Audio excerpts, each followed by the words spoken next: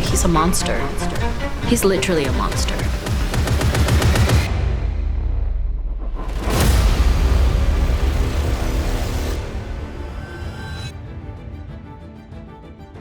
ये वो नाम है जो सिर्फ हिप हॉप इंडस्ट्री का नहीं बल्कि पूरी दुनिया का एक बड़ा सुपरस्टार बन चुका है।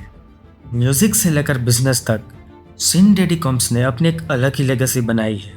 लेकिन हर चमकते सितारे के नीचे कुछ काले राज भी छिपे होते हैं और डीडी की लाइफ में ये राज अब एक एक करके सामने आ रहे हैं। जहां उनके करियर की हाई पीक है वहीं कंट्रोवर्सीज, लीगल केसेस और शॉकिंग एलिगेशंस भी है जो उनकी इमेज पर एक डार्क शैडो बन चुकी है।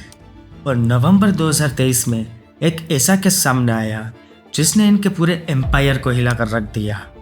तो आखिर कौन है ये सिन डीडी और क्यों अब उनके ऊपर इतने एलिगेशंस और केस लग रहे हैं? डीडी का सफर 1990 में शुरू हुआ जब वो अपटाउन रिकॉर्ड्स में एक छोटी सी पोजीशन पर काम कर रहे थे। लेकिन 1993 में उनका वहां से निकाला जाना उनके लिए एक टर्निंग पॉइंट बना और फिर बस 2 ही हफ्तों में उन्होंने अपना record label bad boy records शुरू किया और बिगी जैसे टैलेंट को लॉन्च किया जो आगे जाके हिप हॉप का एक लेजेंड बना। बैड बॉय रिकॉर्ड्स का सफर सिर्फ म्यूजिक तक सीमित नहीं था। डीडी का नाम धीरे धीरे इंडस्ट्री में पावर और इन्फ्लुएंस का सिंबल बन गया। लेकिन जितना उनका स्टारडम बढ़ता गया उतनी ही कंट्रोवर्सीज भी बढ़ने लगी। बहुत सारे आर्टिस्ट और इनसाइडर ने उनके खिलाफ ये भी कहा कि डीडी अपने कॉन्ट्रैक्ट्स में अनफेयर और कंट्रोलिंग प्रैक्टिसेस भी रखते थे। रैपर्स जैसे मेस और द लॉक्स ने ओपनली स्टेटमेंट दिया कि उन्हें बैड बॉय रिकॉर्ड्स में फाइनेंशियली एक्सप्लॉइट किया गया। So the records, the beats, you ain't getting the money, you ain't getting the publishing, you ain't getting the respect. And I don't think you're like that. Mess का कहना था कि जब उन्होंने अपने म्यूजिक राइट्स वापस मांगे तो उसने $2 मिलियन की डिमांड की, जबकि वो पहले कॉन्ट्रैक्ट साइन कर रहे थे तो उन्हें सिर्फ $20,000 से दिए गए थे। पर यह तो सिर्फ शुरुआत थी। डीडी के इर्द गिर्द छुपी डार्क कंट्रोवर्सीज अब और भी सीरियस और पर्सनल एक्यूजेशन में बदल रही थी।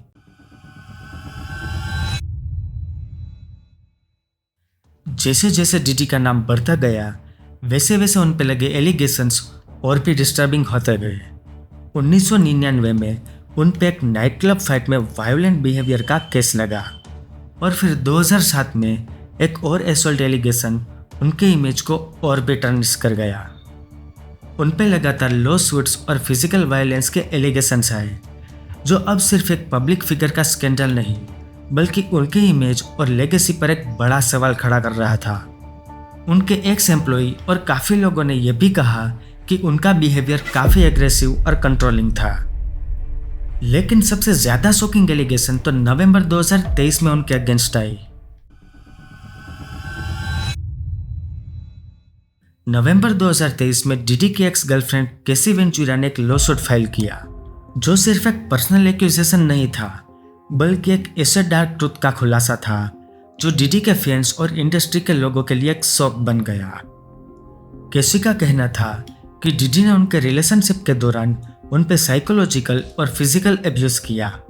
उन्होंने ये भी कहा कि उन्हें ड्रग्स देकर उन्हें ऐसे एनकाउंटर्स में इन्वॉल्व किया गया जो उनके कंट्रोल से बाहर थे। इस लॉसूट के क्लेम्स ने डीडी के इमेज को एक डार्क साइड दिखा दी जो अब तक मीडिया और फैंस से छिपी थी। ये केस अब एक मीडिया सेंसेशन बन गया और डीडी पर यह भी इल्ज़ाम लगने लगे कि वो अपने पावर और इन्फ्लुएंस का गलत इस्तेमाल करते आए हैं। और जैसे ही ये न्यूज़ सामने आई और भी एक्यूजेशंस और केस एक के बाद एक सामने आने लगे।